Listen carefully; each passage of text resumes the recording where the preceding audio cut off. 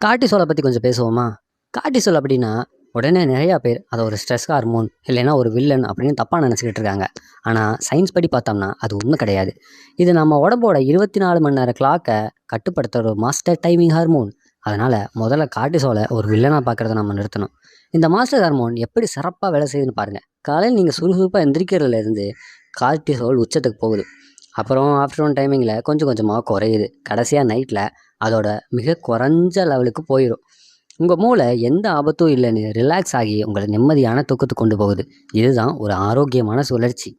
இந்த கார்ட்டிசோலை நம்ம உடம்புல யார் கண்ட்ரோல் பண்ணுறான் அப்படின்னு பார்த்தீங்கன்னா, அது ஹச்ஏபிஏ அப்படிங்கிற ஒரு ரகசிய அமைப்பு தான். இது 3 பகுதிகளை கொண்ட ஒரு சிஸ்டம். ஏதாவது ஆபத்துன்னு உங்கள் மூளை உணர்ந்த உடனே ஹைப்போதலாமஸ்ல இருந்து ஒரு சிக்னல் அனுப்பும். பியூட்ரிஃபை தூண்டும் போது உடனே அட்ரினல் சுரப்பிகள் கார்ட்டிசோலை ரிலீஸ் பண்ணும். ஒரு சின்ன ஆபத்துன்னு மூளை நினச்சா கூட போதும், வெறும் சில நொடிகளில் இந்த மொத்த ப்ராசஸும் நடந்து முடிஞ்சிடும். இந்த மாதிரி நிறைய தெரிஞ்சுக்க ஃபுல் வீடியோ பாருங்கள். அது சேனல் பேஜில் இருக்குது. அப்படியே அந்த சப்ஸ்கிரைபு